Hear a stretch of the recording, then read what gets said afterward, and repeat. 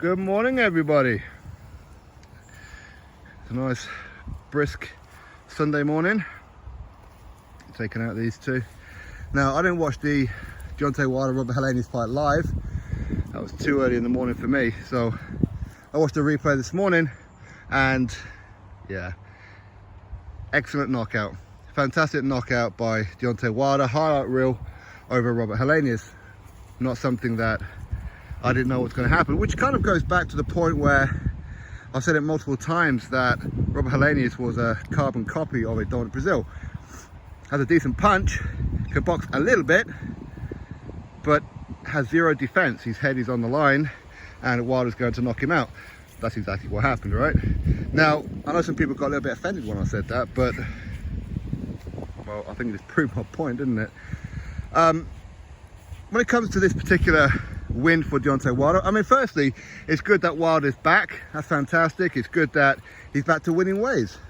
That's good too. So hopefully his confidence will be back up there again. Now, I have heard some people say how, look what he done to Robert Helenius, imagine what he'd do to Usyk. I mean, are you seriously trying to compare Robert Helenius to Alexander Usyk? Come on now. It's apples and oranges. I mean, it's ridiculous. It really is. But Wilder, well done. Absolutely fantastic. Now, of course, Robert Helenius, listen, Wilder knew what he was going to do. And I'm a little disappointed in Wilder in some ways, because I would have liked to have seen him do something new. Practice some stuff on Robert Helenius. Robert Helenius is the kind of guy that you practice stuff with. He's that kind of guy. And to go in there and just blast him out like that, well, what did he really learn? Well, he learned that he can punch. Well, we knew he could punch. He knew he could punch, right?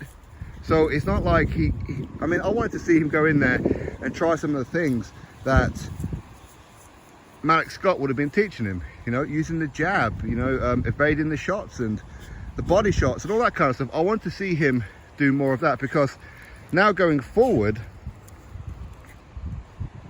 when he steps up again, what's going to happen? Because now what's going to happen is some of his Wildettes, the fanboys, the extreme ones I'm talking about, of course, not his real fans, but his extreme ones, are going to try to hype him up like it's something spectacular what he did to Robert Helenius, is the second coming of Jesus Christ. And well, now you're going to hype up his ego where he just relies on that right hand again. And when he comes up against somebody who at the top end, he's going to get done. Skills pay the bills, right? But yeah, good knockout. You know, he sent Robert Helenius to hell in a handbasket. That's exactly what it is. I predicted that. In fact, one of the live streams, I was like, what are you whittling at? Shut up. You know, one of the live streams, I said that this fight will probably end in round number 1. It ain't going past 3. Well, only because it was obvious what was going to happen. It was very, very obvious. But next up for him will be Andy Ruiz Jr. The WBC will order that fight for the final eliminator to become Tyson Fury's mandatory challenger. And I do favour Deontay Wilder in that fight. Again, Andy Ruiz Jr. is very much there. So therefore you would think that Wilder at some point would land the punch. I don't think Ruiz can get close to him to do some damage. But if he does, then yeah, of course Wilder will probably go out. But against an Usyk, not a chance. Not a chance. Yeah, she's digging holes, huh? You're digging holes. Yeah, I don't see how that kind of fight would be any kind of preparation for an Usyk. Usyk is, no, I think Usyk will take him to school, if I'm being brutally honest. Oh, by the way, on the undercard, Caleb Plant, again, another brutal knockout for him over Anthony Durrell. Some people are complaining about the fact that when he knocked out Durrell, Caleb Plant was doing like some digging next to him. In other words, he was throwing him back. He was putting him in a grave, I suppose. But again, this is all part of the build-up between them two, where Durrell apparently said that no white boy will ever beat me and all that kind of stuff.